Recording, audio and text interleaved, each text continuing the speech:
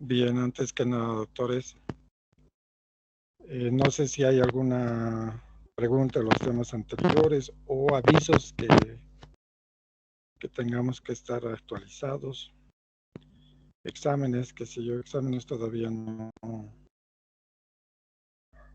tenemos hasta dentro de un buen tiempo, ¿no? Por lo menos todo este mes. ¿Dónde están los parciales?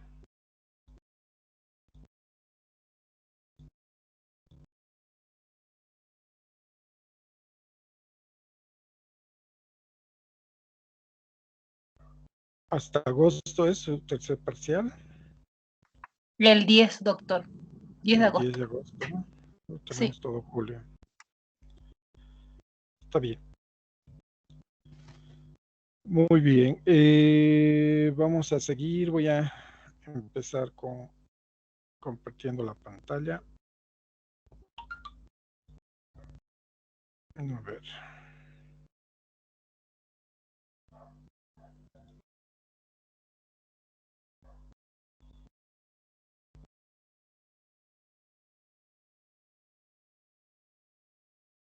Antes todavía un ratito. Código.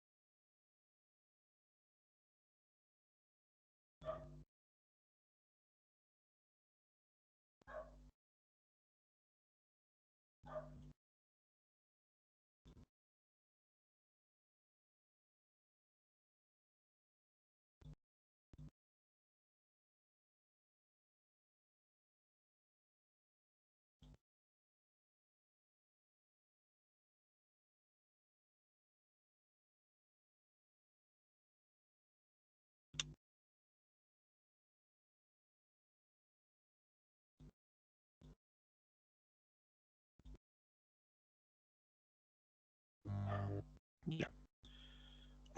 Voy a empezar a compartir la pantalla.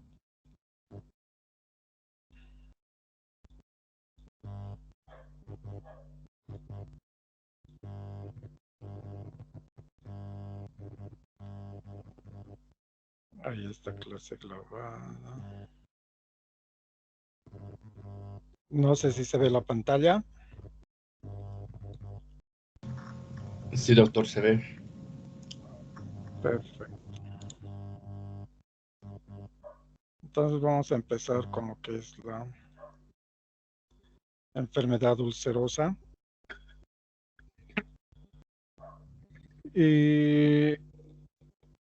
Habíamos visto en clases anteriores todo lo que es la fisiología principalmente y obviamente la anatomía de todo lo que es esta parte del aparato digestivo que es el estómago.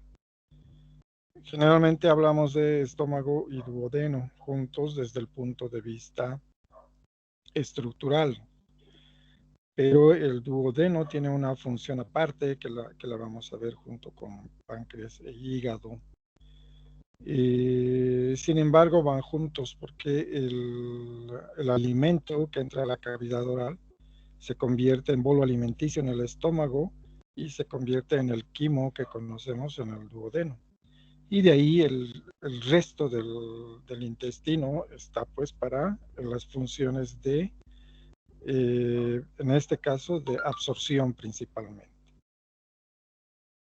Bueno, tenemos a lo que es dentro de toda la gama de enfermedades que existen, las que competen al ámbito quirúrgico, es la enfermedad acidopéptica. Y como les decía, la enfermedad acidopéptica antes era todo un tratado quirúrgico porque el 80% de estas se resolvían de manera quirúrgica. pero hoy en día esto se ha invertido y mucho menos del 10% es lo que llega a la cirugía. Se llama enfermedad ácido péptica a todo el conjunto de síntomas y algunos signos propias de la secreción ácido péptica del estómago y del duodeno. Estas incluyen desde las gastritis hasta las dispepsias, qué sé yo, lo que se llama normalmente vinagreras, ¿no? Para nosotros son reflujos, etcétera, etcétera. Entonces, todo este ámbito ha pasado a denominarse enfermedad ácido péptica. Y este ámbito, pues, es motivo de estudio de los colegas clínicos, ¿no? Los que se dedican a esto, como son los gastroenterólogos. Y dentro de lo que es la enfermedad ácido péptica, nos interesa dos campos importantes: la enfermedad ulcerosa, que tiene que ver o está en relación directa a la secreción ácido péptica, y las complicaciones, ¿ya?, que conllevan toda esta enfermedad ulcerosa. Cuando hablamos de úlceras, nos referimos a estas dos, a la úlcera péptica propia de este cambio ácido en el estómago, y tanto a las úlceras en el estómago como en el duodeno, ¿ya? Entonces, es difícil hablar de enfermedad ulcerosa mientras no se tenga un claro contexto de todo lo que es la fisiopatología. Porque en el momento, o la terminología de úlcera péptica, o en el momento de decir úlcera péptica, nos estamos refiriendo a una solución de continuidad. Y la única prueba de esto que es solamente la endoscopía alta, ¿ya? Por clínica puede ser otra, y es más apropiado decirle enfermedad ácido péptica. Mientras no tengamos una prueba exacta de qué es una enfermedad ulcerosa, es decir, no tengamos una endoscopía, de manera general vamos a englobar también las gastritis erosivas, gastritis enantematosas, que las vamos a ver en este momento, ¿ya? Y que por su sintomatología se han venido a describir dentro de lo que es el campo ulceroso péptico, ¿ya? Entonces, finalmente, no solamente nos vamos a referir a las úlceras como una solución de continuidad, sino a toda solución de continuidad, no solamente una lesión ulcerosa, y que va a presentar signos y síntomas, ¿ya? Y que finalmente va a ir a desaparecer. Si tuviésemos nosotros la prueba evidente de esta enfermedad ulcerosa, o sea, mediante la endoscopia, es el único estudio más sensible y específico para indicar esto, entonces sí podemos hablar de todo el proceso fisiopatológico, ¿no? De sus crisis recurrentes, de sus recidivas o de su resolución, que va a terminar con la cicatrización. Las úlceras no solamente van a estar en el estómago o en el duodeno, también pueden ir juntas, ¿ya? Y dependiendo a la entidad fisiopatológica o a la etiológica, como por ejemplo el Helicobacter pylori, pueden venir en cualquier sitio.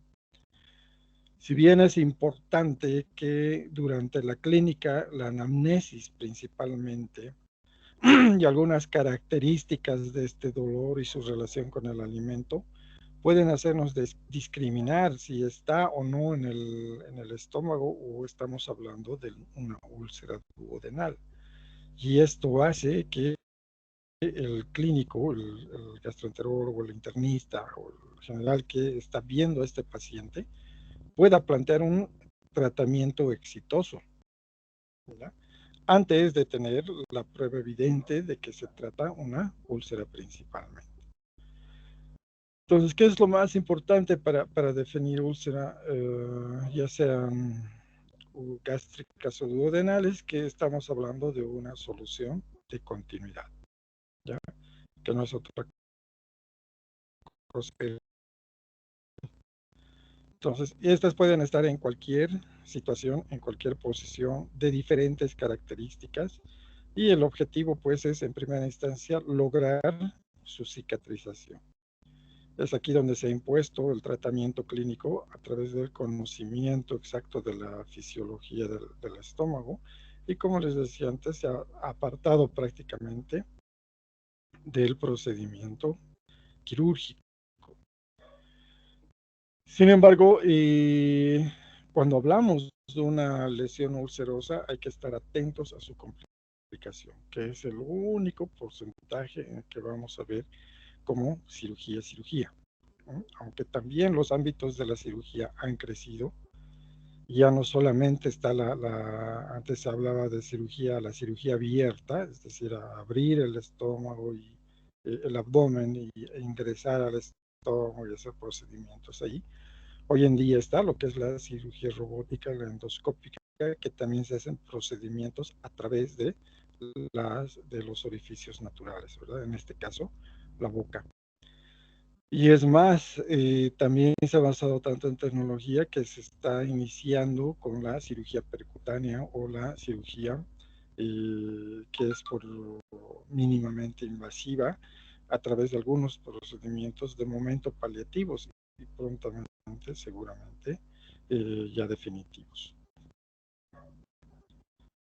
¿Por qué decimos importante tener la prueba fidedigna de que estamos hablando de una lesión?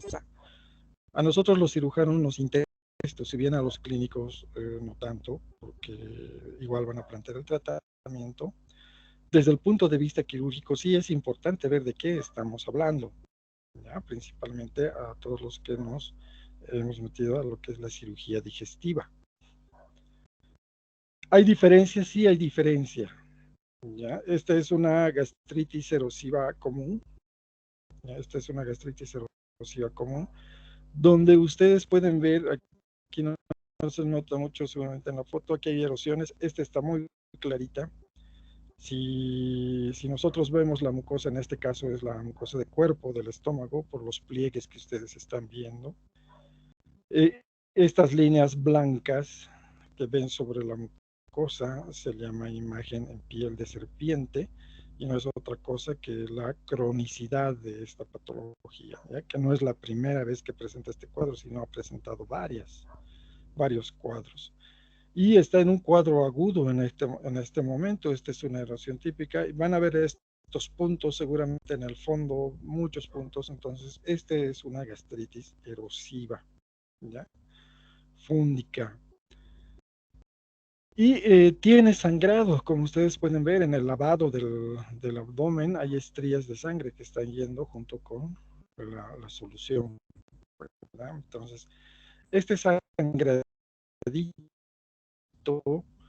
si es pequeño, puede repercutir en una anemia del paciente. De hecho, la gastritis erosiva y principalmente fúndica es una de las principales causas de hemorragia digestiva. Eso quiere decir que puede ameritar tratamiento. Estas son gotitas de saliva nada más, el líquido que se está lavando. Entonces, esto no amerita tratamiento quirúrgico invasivo, ¿ya? O mínimamente invasivo. Con tratamiento médico puede cambiarse, pero ¿qué interesa para el cirujano? Que estas lesiones, si se perpetúan, pueden traducirse a una gastritis hipertrófica o atrófica, que ya es un asiento de por lo menos displasia, si es que no es anaplasia, ¿ya? O neoplasia. Este es otro tipo de lesiones ulcerosas. Esta es una más típica por AINES, ¿ya? Que es o corticoides antiinflamatorios no esteroideos, que donde se observan ustedes múltiples lesiones ulcerosas, y característicamente están entre el cuerpo y el antro. Ya, esta es la cisura angularis, por aquí arribita está el píloro, y ustedes pueden ver aquí una erosión lineal, que en realidad son múltiples erosiones pequeñitas que forman una línea por las características de plegarse del estómago o la contractilidad. Otras aisladas, algunas son nuevas, otras son antiguas, ¿ya? Entonces, esta es una gastritis ulcerosa por Aenes típica, donde si esta, por ejemplo, avanza, puede coalicionar o puede erosionar tanto que puede formar una úlcera verdadera con un sangrado activo verdadero. Sin embargo, el mejor antiácido hemos indicado que es el alimento. Si el paciente tiene una adecuada dieta y unos factores defensivos adecuados, entonces vamos a tener el proceso de cicatrización, ¿no? Entonces aquí tienen una ulcerita que ya está prácticamente con fibrina, está cerrada y está en proceso de cicatrización, todavía tiene la lesión costrosa encima. ¿Que ha sangrado? Por supuesto que ha sangrado, pero es un sangrado como este, ¿no? Leve, constante, que puede no ser significativo o puede presentar datos de anemia o shock, dependiendo la cantidad de úlceras y los cuadros que recurren. Tampoco es de interés ahora quirúrgico, porque antes el único tratamiento era hacer la gastrectomía o por lo menos una vagotomía para ayudar a estas lesiones. Hoy en día ya no. ¿Ya? Con el tratamiento médico se ha prácticamente abandonado y es por eso que van a ver que algunos cirujanos todavía no interesan este tipo de lesiones, ¿verdad? Esta es una lesión ulcerosa propiamente dicha. Cuando decimos solución de continuidad, nos referimos a esta pérdida de tejido, ¿ya? Este es un lecho ulceroso grande, ¿ya? Y dentro de su cronicidad, por los bordes y todo eso, se ha hecho un sangrado agudo. Están viendo el coágulo adherido a la lesión ulcerosa, ¿no? Y esta úlcera se la describe como crateriforme. ¿Por qué nos interesa a los cirujanos digestivos la descripción de este tipo de lesiones? Cuando solicitamos una endoscopía o hacemos una endoscopía, las características de la úlcera, ¿no? Si bien esto tiene tratamiento médico, ya no es necesario una cirugía agresiva. ¿Cuál es el interés?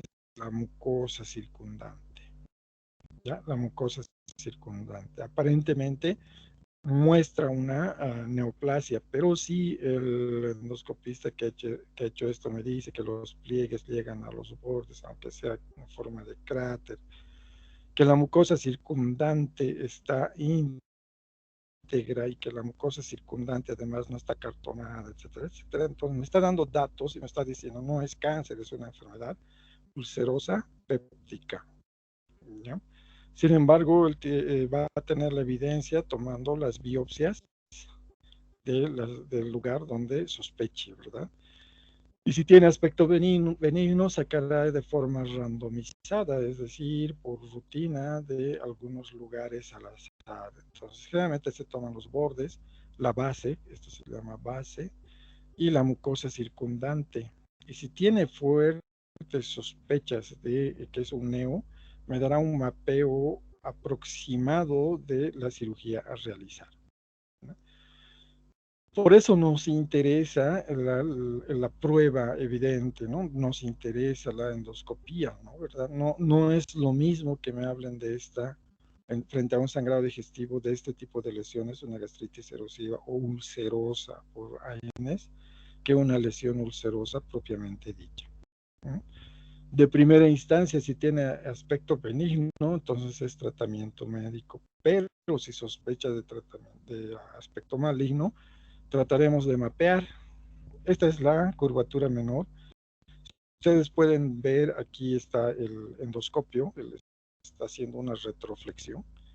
Esto quiere decir que es el hiato y aquí tiene que medirme, ¿verdad? Entonces, si aquí tengo unos 5 o 10 centímetros, normalmente yo tengo que tomar esos 5 o 10 centímetros ante una lesión maligna. Entonces, si va a ser una gastrectomía, habrá pues que sacrificar todo el estómago.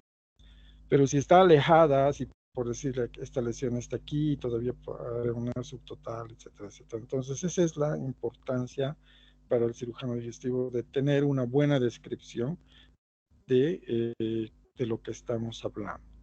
Esta es la lesión ulcerosa típica, cuyo primera complicación es el sangrado. ¿Ya? El sangrado ya no, si bien es tratamiento médico, si fracasa pasa al tratamiento hoy por hoy mínimamente invasivo, que sería la endoscopía, y si fracasa esta, pues viene o se impone el tratamiento agresivo, que es la cirugía. Uno, como primera complicación. La segunda complicación va a ser, si esta lesión ulcerosa es en el duodeno, entonces va a hacer que eso se estenose, se cierre y va a producir una obstrucción. Otra indicación quirúrgica. ¿No? Y dependiendo de lo que tengamos, si esto continúa su erosión, pues se va a perforar. En la perforación, hoy por hoy tenemos de primera el tratamiento conservador endoscópico y ya si este fracasa, el tratamiento quirúrgico propiamente dicho. ¿Qué esperamos de una lesión ulcerosa? Que cierre. Si bien ustedes han visto esta lesión aparatosa, fea, aguda, sangrante, ahí tiene un coágulo, tiene más o menos del 40-60% de probabilidad de que vuelva a sangrar este paciente. Si ha sangrado mucho va a estar en la terapia intensiva, amerita transfusión, reanimación. Entonces, todo un aparato patológico, ¿verdad?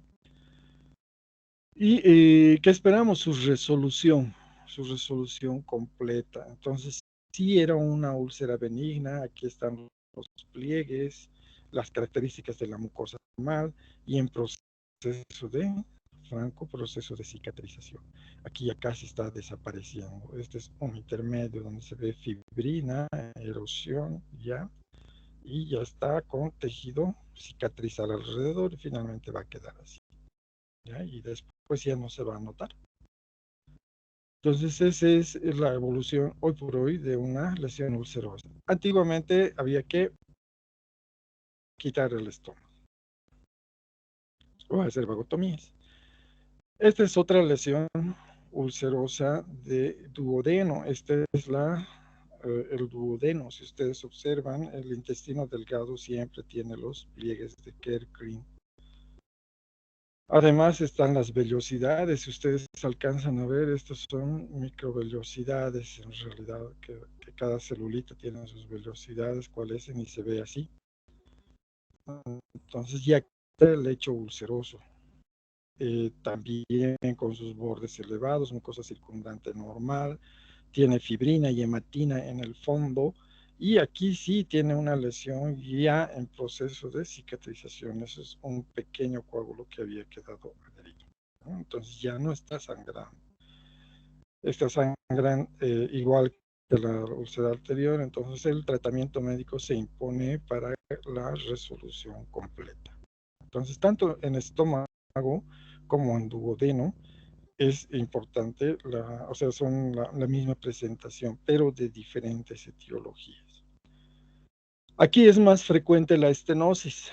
Cuando estos cicatrices, si ustedes observan, es un poco retráctil, ¿verdad? El tejido y poco elástico a este nivel. Entonces, si esto sucede en el duodeno, pues con el pequeño lumen que hay, que no es más de 2 o 3 centímetros en su máxima distensión, entonces eso puede estenosarse. Cuando ya hablamos de estenosis, cuando es menor de 1 centímetro. Entonces, si menos de 1 centímetro de lumen, se cree que ya no hay buen paso del alimento, quimo o bolo alimenticio. Entonces, peor si está totalmente cerrado, y otra vez se impone el tratamiento quirúrgico, que son las 3 indicaciones hoy por hoy quirúrgicas de todo esto. Entonces, ya viendo de manera de introducción, ¿en qué podemos nosotros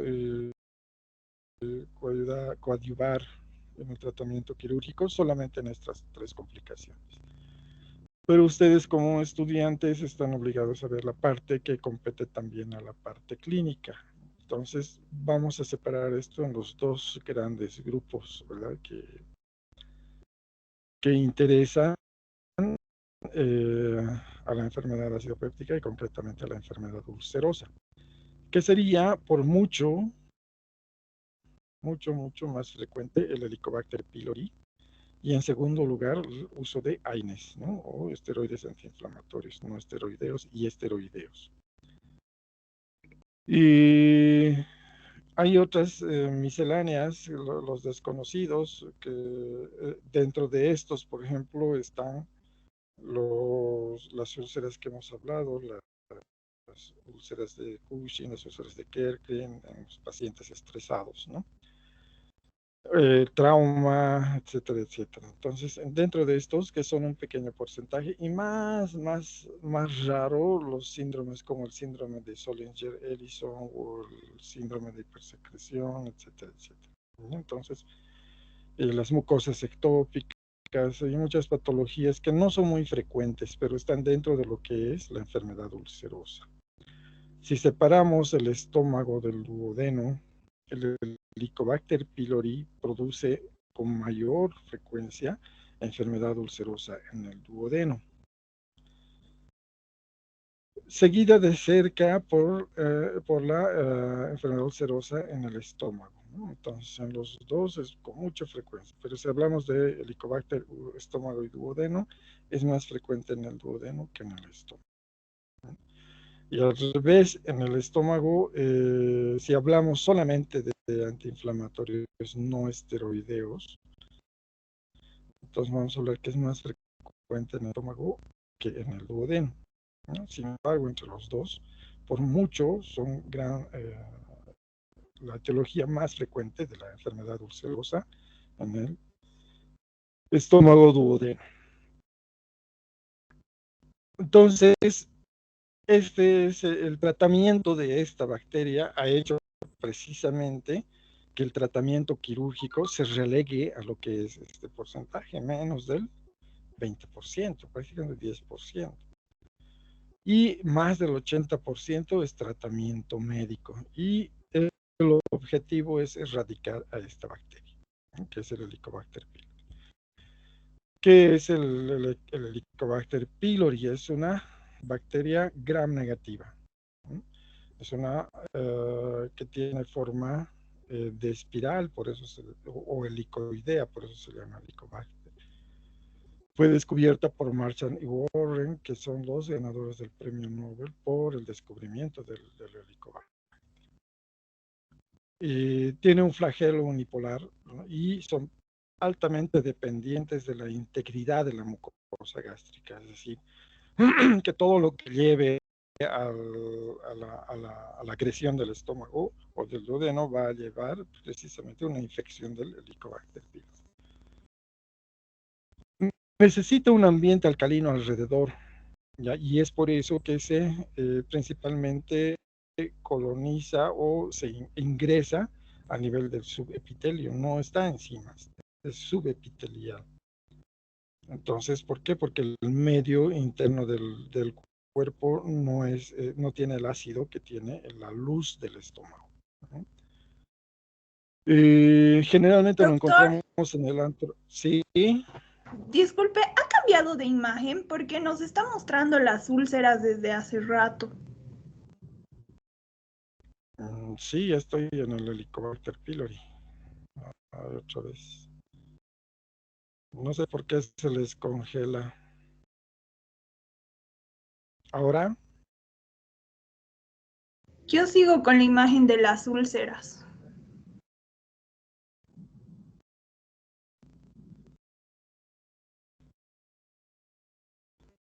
voy a tener que dejar de compartir.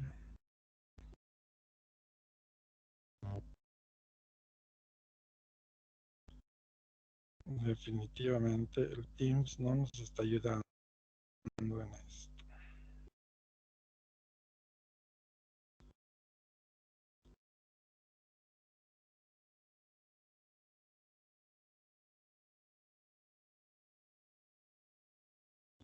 ¿Ahora están viendo? Sí, ahora sí, Hola, doctor. muy bien. Entonces, estas son el desarrollo de las enfermedades ulcerosas. Esta es la proporción que les decía del Helicobacter pylori y de los antiinflamatorios antiinflamatorios no esteroideos, por mucho más frecuentes. Por tanto, el tratamiento médico se instaura en este porcentaje y menos de un 10% en el quirúrgico.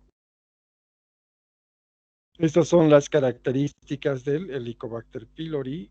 Decíamos que es una gran positiva, helicoidal, necesita un ambiente alcalino, por eso coloniza por debajo del epitelio. Bien vive en el antro gástrico y después de esto, pero su efecto inflamatorio hace que también se enferme el duodeno y el estómago, ¿no? ¿Por qué? Porque destruye el moco y promueve una reacción altamente inflamatoria. Este es el Helicobacter pylori, entonces es una bacteria gram negativa con flagelo y de forma en espiral, ¿no? Helicoidal. Esta está tomada por microscopía electrónica. En esta otra se puede ver que el uso de los antiinflamatorios no esteroideos y el Helicobacter pylori. El mayor representante de los no esteroideos, ustedes saben que es la aspirina, y ambos dependen principalmente de la integridad de la mucosa. Entonces, si esta no está íntegra, va a producir una lesión ulcerosa típica. Entonces, la colonización de la bacteria va a hacer que en primera instancia produzca un tejido inflamatorio fuerte, ¿ya? Y al decir inflamación tenemos que referirnos directamente a los factores de inflamación, que ustedes saben, inicia con una reacción local, aumento de la permeabilidad, ozonización, migración, etcétera, etcétera, liberación de mediadores inflamatorios, liberación de enfermedad, de células, en este caso los leucocitos, principalmente los neutrófilos, y si es crónica, por eso, y sus coagulasas, ¿no? Entonces, que van a producir la lesión ulcerosa. En esta diapositiva se ve una lesión típica del Helicobacter pylori. Ustedes ven, esto es edema. A esto se llaman foveolas. Esta es una gastritis foveolar o enantematosa, porque esto es enantema, ¿verdad? Entonces, de forma aguda y de forma subaguda, que esto puede pasar a una forma crónica, ¿ya? Entonces, en ambas es una crónica agudizada y la lesión denota principalmente el Helicobacter pylori. ¿Qué hay que hacer? Sacar biopsia para comprobar exactamente en esta patología y encontrar el Helicobacter pylori. Por el otro lado, los antiinflamatorios no esteroideos, como pueden ver aquí, van a producir una disminución o un bloqueo de las prostaglandinas. La mayoría de los no esteroideos tiene como blanco las prostaglandinas y las prostaciclinas. Y esto va a hacer que disminuya el bicarbonato, el moco, el flujo sanguíneo, etcétera, etcétera. Por tanto, la restitución normal de la mucosa. Y esto se va a perpetuar, entonces va a producir la lesión ulcerosa típica. Hemos dicho que todo lo que contribuya a disminuir la integridad de la mucosa también es un factor predominante. Entre los más importantes está el tabaquismo, ¿no? Entonces, el tabaquismo hoy por hoy está muy relacionado con la enfermedad ulcerosa, principalmente duodenal. También es importante la edad, y en la edad hay que ver y estar atentos a qué edad está empezando con esta colonización. No se olviden que la gran cantidad o el porcentaje mayor de la enfermedad por el Helicobacter representa más del 50% de probabilidad de patología. El incremento de la secreción de ácido, es decir, la liberación de estos factores inflamatorios, el estrés, etcétera, etcétera, alimentos agresivos, van a producir el aumento de secreción de ácido. Entonces, es importante el factor dietético, ¿no? Esto va a hacer que haya una alteración entre los factores agresivos y defensivos, y hablando de fisiopatología de los factores de somatostatina, gastrina, etcétera, etcétera. La adquisición del Helicobacter pylori está en relación a la infección. Es una bacteria que se contrae ya sea por el aire, pero principalmente por la saliva, ¿no? Entonces, esta es la puerta de entrada del Helicobacter pylori. Podemos decir que entonces es familiar, ¿verdad? O de pareja, dependiendo del caso. Intercambian los besos, alimentos, peor si no están bien lavados, etcétera, etcétera. Entonces, la colonización del Helicobacter pylori va a producir una alteración entre los factores defensivos y agresivos, y esta ya es la colonización. No está aquí encima el Helicobacter, ¿ya? Como en la foto se ve solamente la reacción, el edema. El Helicobacter está aquí abajo. Por eso la biopsia es en sacabocado, ¿ya? Entonces, para tener una buena muestra y mandarla al patólogo. Si esto se perpetúa, entonces, y hacemos que el alimento y los hábitos que tenga el paciente no sean corregidos con la infección, revisión, etcétera, etcétera, del Helicobacter pylori, vamos a llegar fácilmente a una metaplasia gástrica. Y aquí es donde hay que parar las orejas, ¿no? Ustedes saben que la metaplasia es una parte muy importante de la evolución del cáncer. Aquí les voy a dejar de compartir la pantalla, creo que es importante esto. A ver, ¿se está viendo la pizarra? Sí, doctor. Sí, doctor. Entonces es una línea, ¿verdad? Yo sé que han llevado esto, pero es solo para recordarles. Entonces, que en una primera instancia la mucosa normal se queda normal, ¿ya? Entonces, puede haber aquí la mucosa normal de cualquier epitelio, esófago, estómago, intestino, colon, etcétera, etcétera.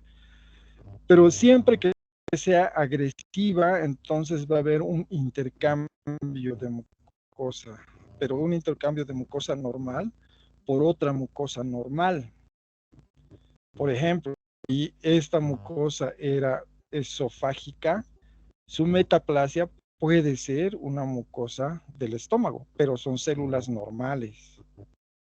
A eso, por ejemplo, le llamamos esófago de Barrett. Y eso nos está diciendo la patología la histopatología del Helicobacter. Cuando nos dice metaplasia, nos va a indicar si es metaplasia. En el caso del esófago, lo más frecuente es metaplasia gástrica, ese es el esófago de Barrett. En el caso del estómago, será una metaplasia intestinal, ¿verdad? Esa es la metaplasia gástrica propia del Helicobacter pylori. Pero siguen siendo células normales, entonces no hay alteración en el núcleo celular. Pero si esto se perpetúa, si sigue la agresión, entonces vamos a pasar a un segundo estadio que ya es la metaplasia. La displasia, ¿no?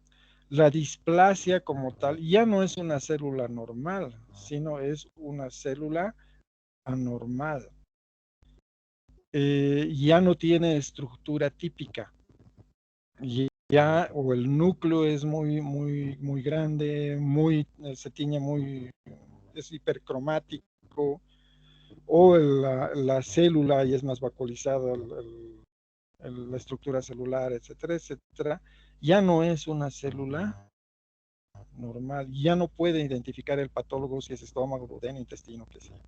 Entonces nos va a hablar de displasia, y esta displasia tiene 3 grados, ¿verdad? La displasia leve, la displasia moderada y la displasia severa. En la línea de evolución, si pasa de la displasia severa y si sigue la agresión, va a pasar a otra fase, ¿verdad? Que ya es la de anaplasia. También nosotros llamamos neoplasia, es decir, cáncer. ¿Ya? Y esto es a donde no queremos llegar. Por eso esta partecita, que es la displasia severa con células atípicas, un inicio de neoplasia, ese se llama carcinoma in situ.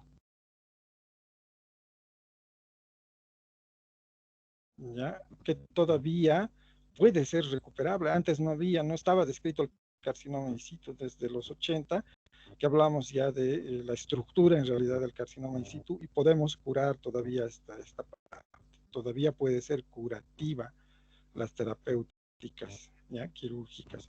Pero nadie quiere ya llegar a la displasia. Cuando dicen displasia leve, ya no es normal, entonces ya hay una mutación celular. Y el tiempo de aquí a aquí es desconocido.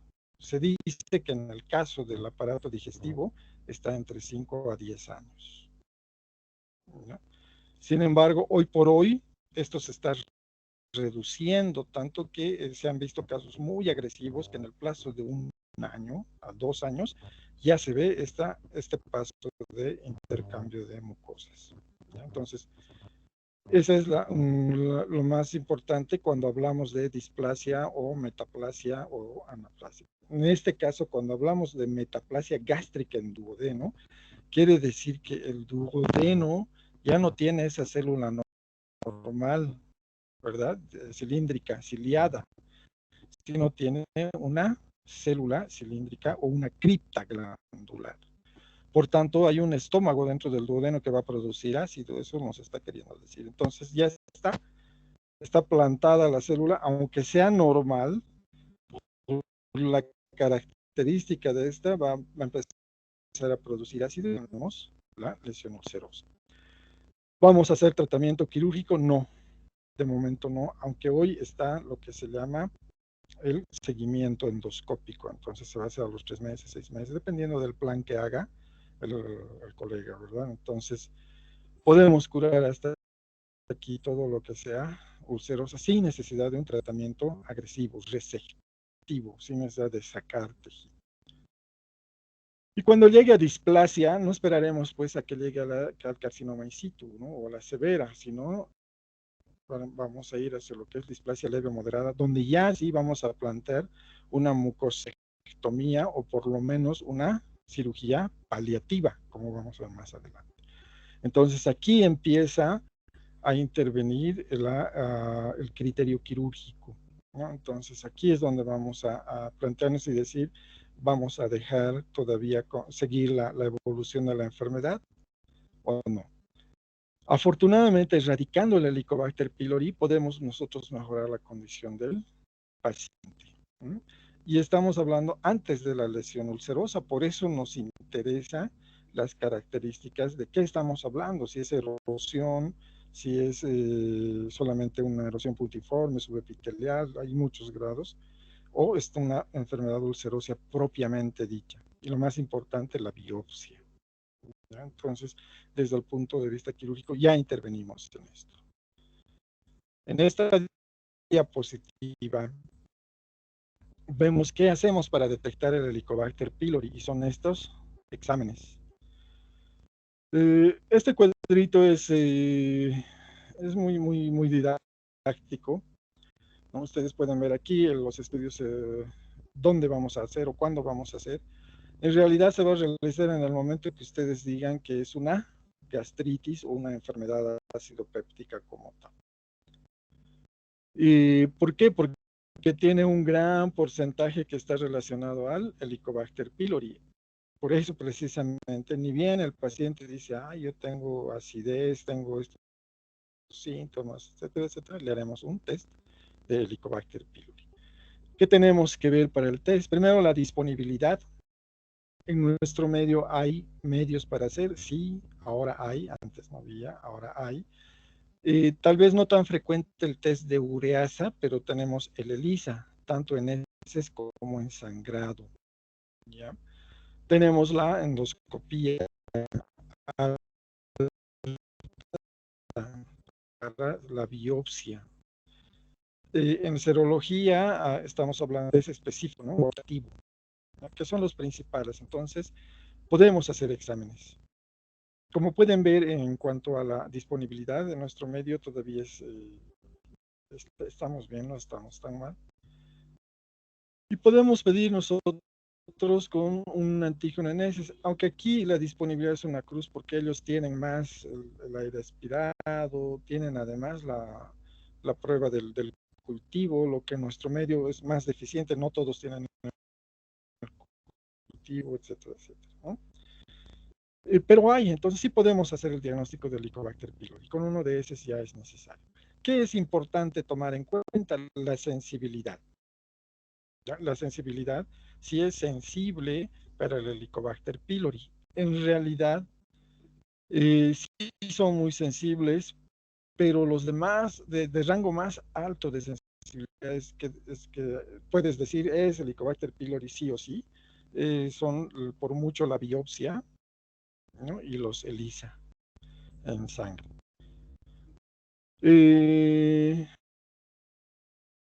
Generalmente esto se usa para las recidivas, ya lo pueden usar para recidivas. Como primera opción, si ustedes quieren hacer un examen de Helicobacter pylori, pueden pedir en heces, que es lo más cómodo para el paciente. Le van una muestra de heces y ahí tienen su solicitud para pruebas de lista para Helicobacter pylori. Y les va a decir positivo o negativo. La primera vez es muy válida, ¿ya? Pero si sigue saliendo positivo, es mejor después hacer un ELISA cuantitativo o una biopsia. Y si hay disposición, un test de ureas, ¿ya? Que no es otra cosa más que encontrar la urea que producen estos helicobacterias en el aliento, ¿no? O en tomas de aerosoles o tejidos, dependiendo en lo que vayamos. Entonces,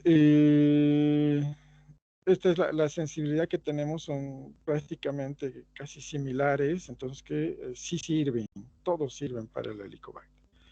Ahora, son específicos, aquí es un poco el problema. Es mejor si ustedes ya ven que no hay respuesta a tratamiento o el paciente viene muy frecuente ya con gastritis y eso. Entonces, ahí solamente nos vamos a ir a los de rango más alto, que sería el test de ureasa, que casi no tenemos, pero sí tenemos la biopsia o la endoscopía. Cultivo casi no hay también, hay que esperar mucho tiempo para el cultivo, que es muy específico, 100% específico. En la histología, 98-99% de específico, entonces es lo mejor que tenemos la biopsia. Para esto necesita endoscopía. Y la ureasa y todo eso es previo a la endoscopía, o si tenemos la endoscopía, mejor. Entonces, estos tres últimos, por mucho, son los que nos ayudan en los valores predictivos, ya sean positivos o negativos, para ver qué tratamiento le vamos a hacer al paciente. El positivo, principalmente para el éxito de nuestro tratamiento. En esta otra diapositiva, entonces, vemos principalmente la relación que existe dentro de lo que es la integridad del estómago. ¿Qué tanto puede colonizar el Helicobacter pylori? ¿No? Entonces, mientras haya más reacción inflamatoria, el Helicobacter pylori que produce esta reacción inflamatoria vive mejor. Entonces se perpetúa. En cambio, una mucosa sana, ¿no? Puede no tener Helicobacter pylori, pero si la vamos agrediendo, la hacemos muy susceptible al Helicobacter pylori. Entonces, y esto va a evolucionar al cáncer gástrico. Entonces, una mucosa, una gastritis atrófica o un estómago atrófico tiene mucho riesgo para un cáncer gástrico producido por el Helicobacter pylori. ¿No? En esta otra diapositiva, entonces hablamos ahora de los antiinflamatorios no esteroideos, ¿no? Entonces, son importantes, como pueden ver aquí, hay hospitalización principalmente por el sangrado. Dentro de todos estos, los más utilizados son el ibuprofeno, el diclofenaco, el naproxeno y aquí no están tomando en cuenta el ácido acetil salicílico, la aspirina. Por eso se ha abandonado la aspirina. La aspirina antes era el AINE más relacionado a la enfermedad ulcerosa, ¿no? ¿Quién usa aspirina hoy en día? Muy pocos, ¿no? Y si se usan en dosis bajas, como ser los antiagregantes, ¿verdad? Menos de 100 milímetros, 125 exagerando, miligramos, perdón. Pero hemos tomado los otros antiinflamatorios, que serían el ibuprofeno, el naproxeno, diclofenaco, y los que ahora están estudiando son el celecoxib, rofecoxib o el misoprostol, que son antiinflamatorios específicos, ¿verdad? En este caso de la ciclooxigenasa, aquí de las prostaglandinas, etcétera, etcétera, que ya conocen de farmacología. Estos AINES, ¿no? por mucho pueden producir complicaciones. En los pacientes control sí han producido complicaciones. Sí hay incidencia de incidentes, pero en porcentajes aceptables, menos del 10%. Entonces, con un AINE, cuando receten un AINE, siempre un protector gástrico. Y el mejor protector es el alimento, ¿no? Entonces, no tomar con estómago vacío, etcétera, etcétera. Reforzamos en estas diapositivas, ustedes están viendo ahora las lesiones ulcerosas típicas de los AINES. Ustedes pueden ver, como les mostré antes, son pequeñas lesiones ulcerosas, ¿no? De diferente índole. Aquí se están formando, aquí ya están en proceso de cicatrización, esta está cicatrizada, entonces es una crónica reagudizada por AINES. Doctor, disculpe, la imagen se congeló de nuevo. ¿En cuáles están? Estudios diagnósticos para Helicobacter pylori. Por eso lo estaba diciendo, si se da, no sé ya qué vamos a hacer con esto. Yo estoy tratando de retroceder, subir para... Y ya le comenté a la doctora y nadie da solución. ¿De qué depende? No sé. Y solo me pasa con el Teams.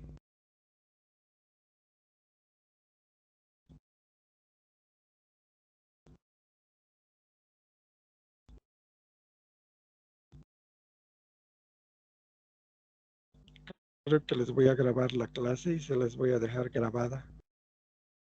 Y así vamos a ir aclarando dudas nada más. Creo que eso va a estar más fácil. Ahora, ¿se ve? Ahora sí, doctor. No nos hemos perdido mucho, entonces esto les decía del Helicobacter pylori. Esto es entonces su relación con la gastritis atrófica, ¿no? O la atrofia de la mucosa que favorece la colonización. No es otra cosa que la integridad de la mucosa. Dentro de lo que son los AINES, ¿verdad? Este es un estudio donde es importante aquí resaltar nada más los antiinflamatorios no esteroideos. Hemos dicho que la aspirina prácticamente es muy poco usada, salvo algunas patologías, y en la que más se usa es su efecto antiagregante de la aspirina, que está felizmente a dosis bajas, 100 a 125 miligramos. Esta es la diapositiva de las úlceras típicas por antiinflamatorios no esteroideos, donde ustedes pueden ver prácticamente las lesiones ulcerosas múltiples, ¿no? Las agudas, las subagudas y las crónicas, que ya están en proceso de cicatrización. ¿Qué va a hacer el endoscopista? Nos lo tiene que describir tal cual y tomarles las biopsias, ¿ya? Para ver precisamente en qué estado estamos. Mientras más atrofia, más probabilidad de neoplasia y reacción inflamatoria. Es importante, habíamos indicado estos factores. ¿no? El tabaquismo, el estrés, los alimentos que contienen calcio, el estrés físico, el alcohol, dieta, hábitos y costumbres. Y ahora aquí hay que añadirle, aunque no está científicamente comprobado, pero hay que añadirle el dióxido de cloro, ¿no? Entonces, personalmente he tenido muchos pacientes con esofagitis y ya están reportados los casos de esofagitis y gastritis por dióxido de cloro. Estos son los más importantes para condicionar y darle una bienvenida al Helicobacter pylori. Entonces, nuevamente se impone tener en cuenta estos factores. Entonces, no basta con erradicar el Helicobacter, sino que también hay que eliminar de esto al paciente. ¿Cuáles son los hábitos y costumbres? En algunos lugares algunos mates son muy agresivos para la mucosa y los toman principalmente en ayunas, ¿verdad? Entonces sí producen. Otros factores son los malos hábitos alimenticios, comer a destiempo, comer cuando no deberían comer, comidas copiosas, múltiples, agresivas, picantes, etcétera, etcétera. Entonces, en realidad toda la fisiopatología está dada entre estos factores defensivos versus factores agresivos. Entonces, ¿cuáles son los defensivos? Dejar esto. Buenos hábitos, dejar el tabaquismo, dejar el alcohol, tratar de regular el estrés, que es lo más difícil. Los contenidos de calcio, algunas leches, etcétera, etcétera, no todas. Y el estrés físico, el otro extremo de estrés físico, es decir,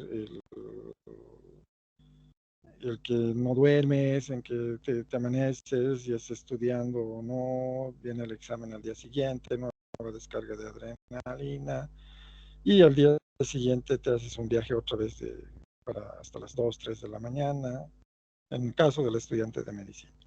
En el caso de los profesionales que tienen mucha actividad, ¿verdad? Entonces, estos que tienen una entrevista hoy a las 7 de la mañana, 8 de la mañana, el vuelo sale muy temprano, tiene que estar de vuelta ya para la tarde o la noche y mañana otra vez salir, etcétera, etcétera. Entonces, todo esto es estrés físico, ¿no?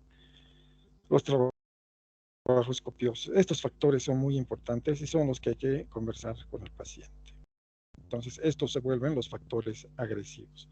¿Cuáles son los defensivos? Pues obviamente los buenos hábitos, el dormir temprano, descansar bien, el ejercicio físico justo para el nivel que necesitan, ¿no? Entonces, más de esparcimiento que de otra forma. Y tomar en cuenta siempre los síntomas. La mayoría de los pacientes son asintomáticos. ¿Por qué? Porque no relacionan todo esto con su enfermedad. En quienes no se va a notar, por ejemplo, ustedes tienen, no siempre están en periodos de exámenes, ¿no? Tienen un mes, máximo un mes y medio de estrés. Y si llevan una vida sana después de eso, entonces en todo ese periodo la mucosa se regenera, ¿no? Hasta el siguiente periodo de estrés, etcétera, etcétera. Necesita el estómago por lo menos entre 3 semanas y un mes y medio de regeneración. Si esto no existe, entonces se va a perpetuar. Y para cuando ya muestren los síntomas, pues ya ha pasado años de evolución, ¿no? No es que sea de ese día. Tendría que ser mucho estrés para ese día, ¿no? Un accidente, enfermedad, como el estrés que ya hemos descrito. Entonces, la mayoría son asintomáticos. El otro tanto tiene estos síntomas, como pueden ver en la diapositiva. El síntoma cardinal es el dolor urente, ¿no? Y principalmente en el epigastrio. Entonces, prácticamente el paciente que nos habla de esto nos está hablando de una enfermedad ácido péptica. ¿Cuál? Ahí van como 20 o 30 patologías que se pueden mencionar, pero todas tienen relación con factores defensivos y agresivos. Todas tienen relación con el Helicobacter pylori y hábitos y costumbres, ¿no? Entonces, ese es el pilar de esta enfermedad. Otros van a tener sensación dolorosa de hambre, dicen, es muy frecuente que el paciente diga, me duele como si tuviese hambre, ¿no? Entonces, eso es lo más importante. La relación que existe, ¿no? El dolor le hace despertar en la noche, o se alivia con leche, o se calma después que come, o al revés, ¿no? Se exacerba con la comida, etcétera, etcétera. Entonces, encontrar estas relaciones nos va a decir si es gástrica o ulcerosa. Generalmente la duodenal, perdón, la duodenal cede con la leche, la úlcera duodenal, y es la que hace despertar en la noche ese dolor urente. Esa es la duodenal, generalmente. En cambio, en la gástrica, generalmente es después de la comida, a veces inmediatamente, o peor si la comida es agresiva. Toda esta anamnesis es lo que ustedes tienen que encontrar en el paciente, la pérdida de apetito y de peso, etcétera, etcétera. ¿Siguen viendo las diapositivas? Estamos en signos y síntomas. Sí, Sí, doctor. doc. Sí. Ya. Entonces, lo más importante es el persistente, ¿ya? El repentino y el persistente.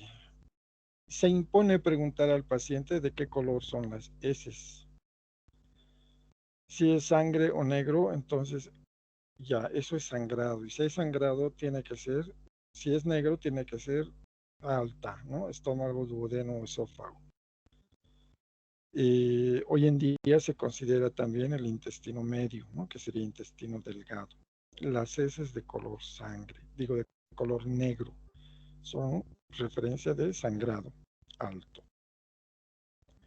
Y peor si viene con vómitos, con sangre, que se llama hematemesis, o por lo menos con estrías de sangre o café fuertemente acentuadas, ¿no? Entonces, estos son signos de alarma y nos está hablando si realmente de una lesión ulcerosa sangrante. Ahí sí hay que parar los oídos. Por mucho, el mejor examen para estos síntomas es la endoscopía. Entonces, la esófago gastroduodenoscopía o endoscopía digestiva alta. Que consiste nada más en meter una cámara o una videocámara. Antes solamente era una fibrovideo.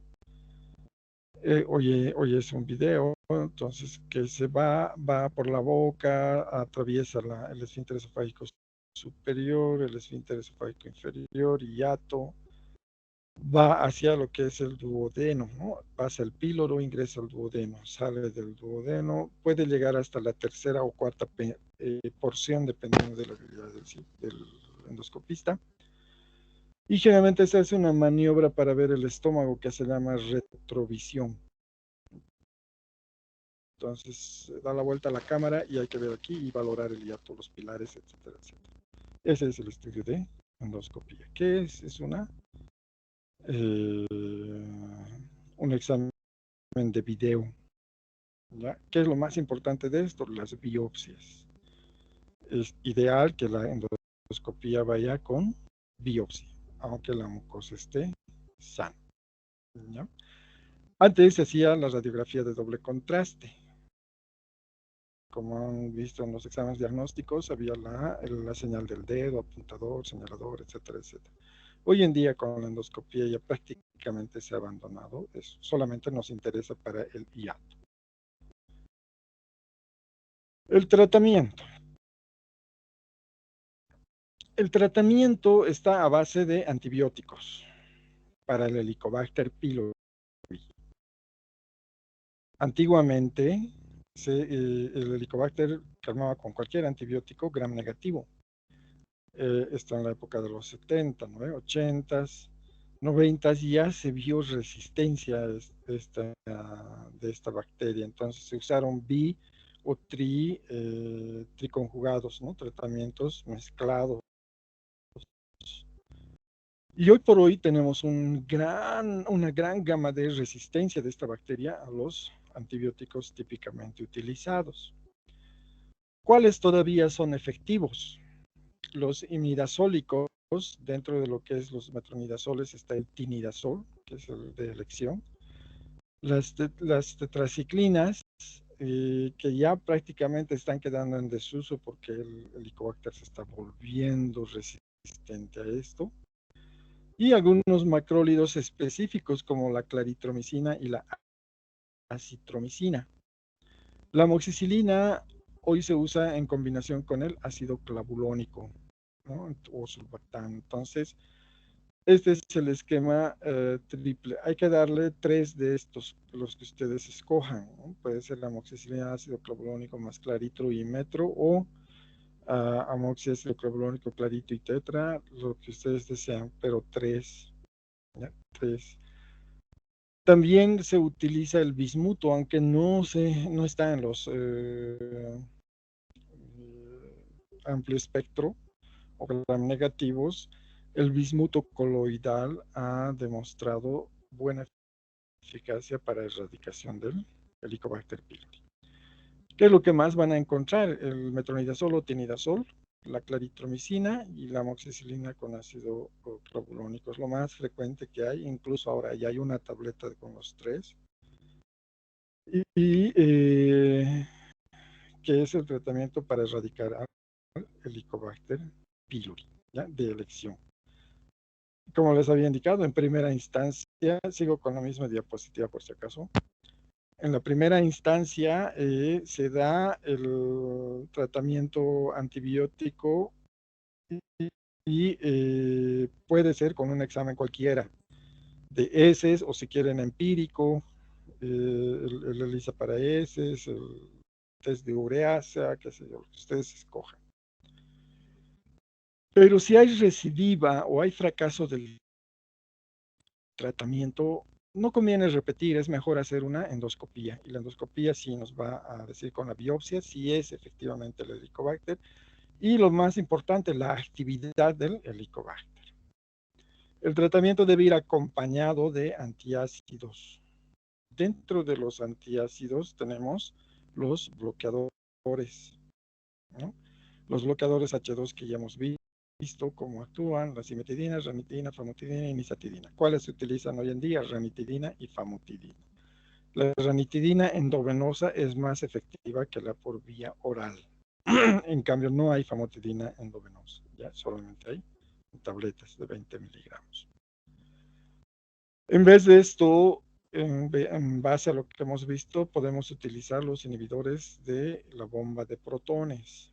¿Dónde están? El omeprazol, lansoprazol, esomeprazol, rabeprazol, etcétera, etcétera, ¿no? De 20 miligramos, 40 miligramos, 50 miligramos. Cualquiera de estos son mucho más efectivos que los bloqueadores H2. Entonces, ya sea en una dosis o en 2 dosis, esto va a efectivamente lograr que se inhiba el ácido. Pueden acompañar de un protector de mucosa, ¿no? El bismuto o subsalicilato, el hidróxido de aluminio o el hidróxido de magnesio. El hidróxido de aluminio puro da estreñimiento y el hidróxido de magnesio es la leche de magnesio que ustedes conocen, que da diarrea, ¿no? Hoy en día vienen juntas, entonces neutras. Estos están más como forman una película de revestimiento. El sucralfato como tal es un polímero de proteínas, no protege tanto la mucosa, pero es más efectivo. ¿Por qué? Porque se adhiere a los denudamientos de mucosa y ahí a través de sus polímeros de proteínas favorece la cicatrización. ¿Ya? Entonces tiene ese efecto de acción. Pueden utilizarlos con criterio, ya sea el IVP con protectores de mucosa más antibióticos, ¿ya? Los 3 a la vez. ¿Y qué hay que recomendarle al paciente? Los hábitos. Si fuma, que ya no fume, que no coma alimentos o tome alimentos agresivos, alcohol, té, café, cafeína. Incluye aquí también algunos como el chocolate, cocoa, algunos mates, coca, trimates, etcétera, etcétera.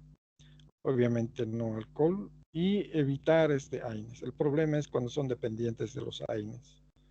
¿no? También algunos esteroideos, como son los corticoides, ¿no? Las señoras reumáticas que toman corticoides, etcétera, etcétera. Y una buena dieta y sana. Ese es el pilar del tratamiento para la enfermedad ácido péptica. Y siempre estar alertas a lo que es este tipo de lesiones, ¿no? No llegar a la cirugía. Entonces, esta es la cirugía que antes había que sacar el estómago con bordes amplios, entonces 10 centímetros distal, 10 centímetros proximal. Afortunadamente, este es cuando ya ha fracasado todo intento, incluso la endoscopía, ya está indicada la cirugía para todo esto. Nuestras complicaciones son las tres que hemos indicado y son las indicaciones para cirugía: sangrado, obstrucción y perforación. Dentro de lo que son, cuando ya tenemos, esto ya lo vamos a ver, esto interesa para el tratamiento, nos interesa mucho que nos clasifiquen las úlceras. ¿Ya? Entonces es importante ver que tengamos esta forma de clasificación. ¿Qué nos dice la clasificación de Johnson? ¿Están viendo las diapos?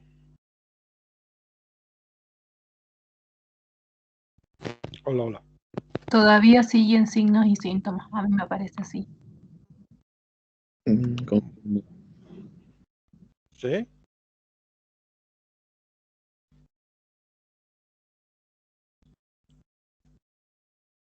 Es un problemita, ya me estoy aburriendo.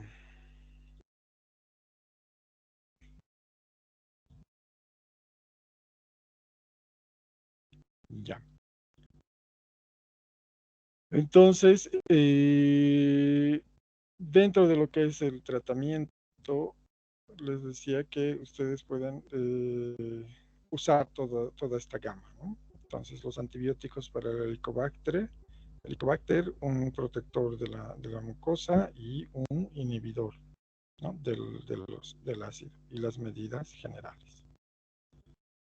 Son tres las complicaciones que hemos indicado: el sangrado, que puede llevarnos a muerte del paciente, por tanto es una emergencia médica, ¿no? El sangrado, mientras más profuso y más agudo, es peor. Y mientras con cada sangrado aumenta la mortalidad. Entonces, si sangró el mes pasado y vuelve a sangrar ahora, ya tiene el doble de mortalidad de morir. Y así sucesivamente. La obstrucción causada por el alimento, que trata de pasar el estómago a los intestinos, que no es tanto una emergencia. Y la perforación es una urgencia, que nos va a dar tiempo. El paciente va a hacer una sepsis, una peritonitis, pero nos va a dar tiempo. Les decía entonces que es importante que desde el punto de vista quirúrgico nos describan las úlceras, ¿no? Dónde están y a qué distancia y cómo está la mucosa circundante y todo eso. En este caso tenemos, por ejemplo, el tipo 1, que es una úlcera que se sitúa en el cuerpo gástrico proximal. En el tipo 2 es una úlcera que se ubica en el cuerpo gástrico proximal relacionada con una duodenal o pilórica. Es decir, la 1 es una sola, ¿no? Y las 2 son dos, tanto en el estómago como en el duodeno. La 3 es prepilórica, ¿no? En un diámetro de 2 o 3 centímetros. Puede o no haber sangrado o no, ¿ya? A su vez, la 3 se divide en 3 de acuerdo a algunas características del ácido principalmente. Las Johnson 1, 2, 3 son las más frecuentes, pero al ver que hay algunas que salen de esta clasificación, se han unido la 4 y la 5. Las que están arriba, cerca al fondo gástrico, o al hiato más propiamente dicha, o cuando son más de 2 úlceras, que sería una Johnson tipo 5. ¿Por qué nos interesa esto? Porque las principales en volverse cáncer, ¿no? Son las de tipo 1 principalmente, son las más frecuentes. Las de tipo 2 relativa, ¿no? Y las de 3, las de tipo 1 y 3 son las más frecuentes, la 2 relativa, y mientras sea duodenal es la más benigna. Entonces, no hay tanta malignidad. ¿Para qué nos interesa? Para el tratamiento médico y el seguimiento endoscópico por si no hay cáncer. Bueno, hasta aquí vamos a llegar. El tratamiento quirúrgico es más largo, pero tendremos que ver antes lo que es el sangrado digestivo alto. ¿Alguna pregunta hasta aquí?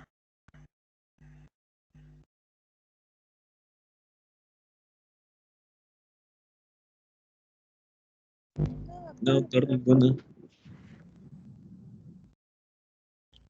¿Se ha entendido? ¿Qué es lo que tratamos en realidad nosotros de buscar en cuanto a lo que es la enfermedad ulcerosa? Es principalmente que no haya esta, ¿cómo diríamos? Que no menospreciemos a la lesión ulcerosa.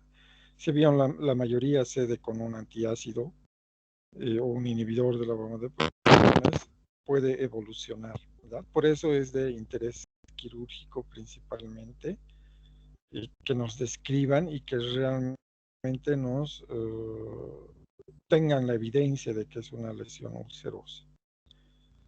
Y como han visto, no necesariamente es el compromiso del paciente, sino el tipo de diagnóstico que nos van a hacer. Si es gastritis, pues qué bueno, pero si hay anemia o hay otra cosa, entonces ya hay que estudiar. Si le han hecho endoscopías, pues qué bueno, pero la endoscopía tiene que darnos localización, tiene que darnos bordes, tipo de lesión, ¿no? Entonces, y el diagnóstico clarito, si es una erosiva fúngica o es una lesión ulcerosa con las características de la mucosa y principalmente los bordes medidos. Esto nos evita a nosotros hacer nuevos estudios para la cirugía. Porque ¿qué es lo que normalmente hacemos? Nos llega el paciente y para operar hay que hacer todo un panel de estudios porque no tenemos los datos suficientes.